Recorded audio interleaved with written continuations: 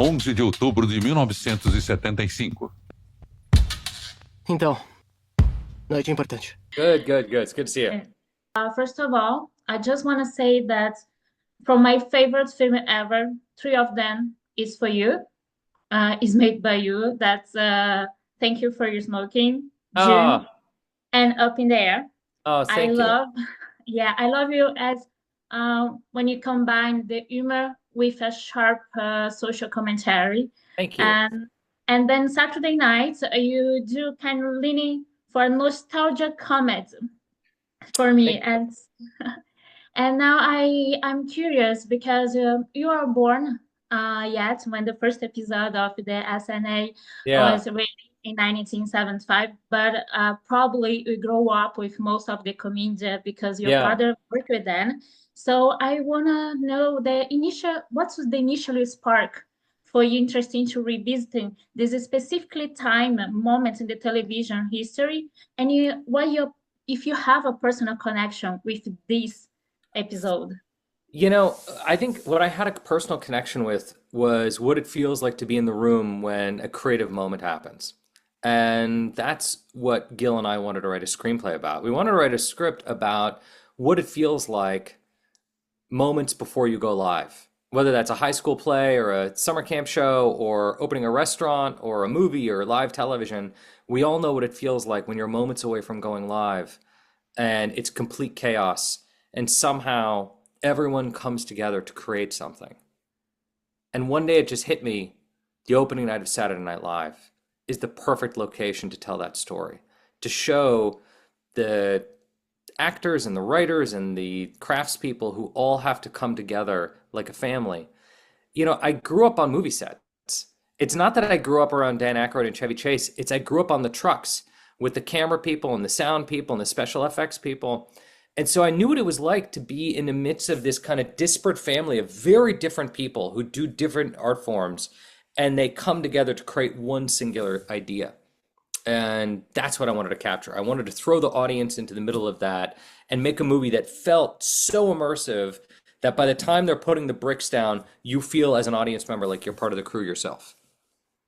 So, did you heard the stories when you grow up about this day, or how do you come up like it was a recollection of people that you work with, or the stars that's coming to you? Well, I had grown up a big Saturday Night Live fan, and when I had this idea, I told it to my writing partner Gil, and we started interviewing every person we could find that was in the room that night. So every actor, writer, Lauren Michaels, Rosie Schuster, Dick Ebersol, the craftspeople, production designer, costume designer, members of the band, like anyone we could find, we would interview and try to get stories about what it was like that night. And of course, none of their stories added up. They all contradicted each other. So there's a certain freedom that comes from that, because you realize it's not about any singular person's truth of what happened that night. It's about the feeling of what it's like when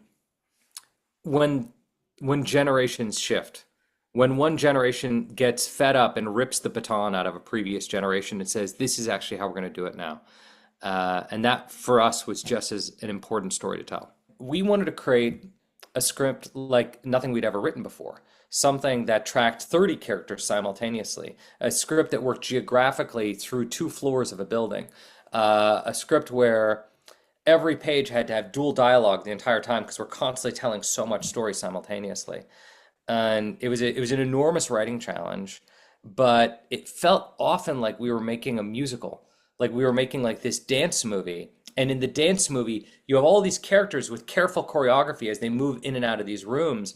And it became a movie just as much about physicality as it was the dialogue. And the great joy for me was planning as much as possible and then surrendering to the film. How do you thinking tell this story for the audience around the world? Because Saturday Night Live is so American focused.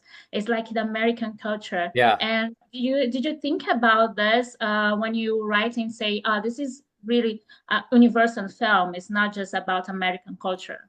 100%. And I'm so happy that you asked this because my favorite audience to watch this movie with is people who do not know what Saturday Night Live is.